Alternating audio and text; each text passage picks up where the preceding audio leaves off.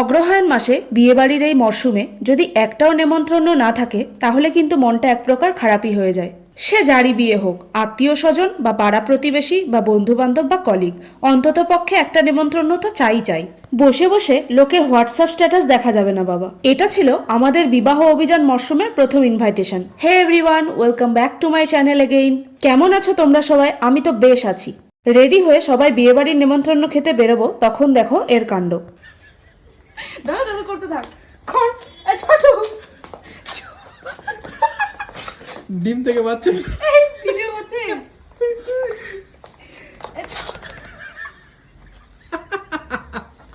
এটা কি জাতা ওকে দে লেস্টন ছোট কি অবস্থা! পুলিশ না এরকম থাক। আরে এইভাবে যাবে নাকি মাঠে? এ বাবা, এটা কি করে খুলবো আমি এখন?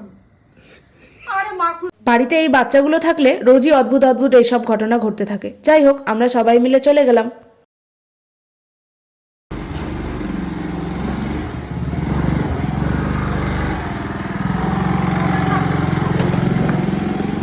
ক্যামেরা অন করলে ক্যামেরার সামনে এসে চুলকাতে থাকে।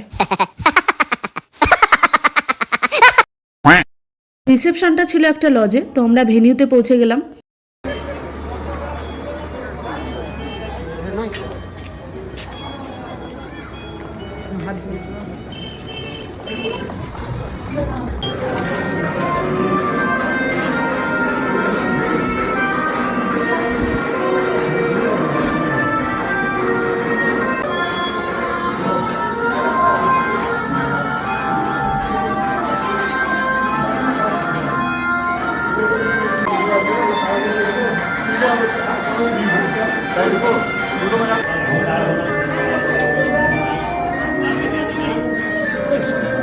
পকোড়া, ফুচকা আর কফি স্টল বসেছিল, আমরা সেদিকে একটু গেলাম। বেশি কিছু খাইনি, আমি আর মা ওই কয়েকটা ফুচকা খেয়েছিলাম।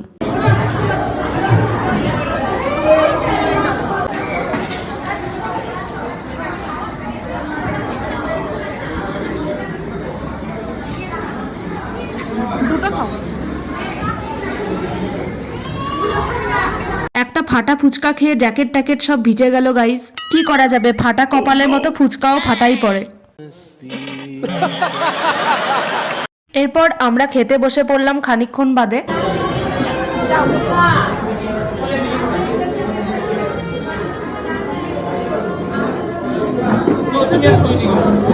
আহা, দারুণ সুন্দর খাবার দাবার দিয়েছে, বলে লাভ নেই। তোমরাও একবার মেনু কার্ডটা দেখে নাও।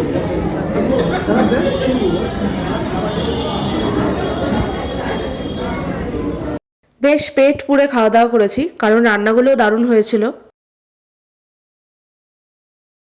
তখন 10:30 মতো বাজে, খাবার দাবার শেষ, আমরা বেরিয়ে গেলাম লজ থেকে বাড়ির জন্য।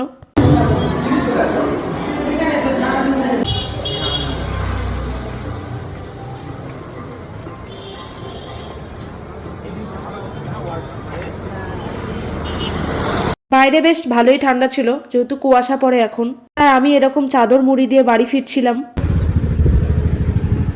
আজকে ভিডিওটা তাহলে এতটুকুই। কেমন লাগলো কমেন্টে অবশ্যই জানিও। ভালো লাগলে একটা লাইক করে দিও, চ্যানেলটাকে সাবস্ক্রাইব করে দিও। দেখা হচ্ছে নেক্সট কোনো ভিডিওতে। টাটা।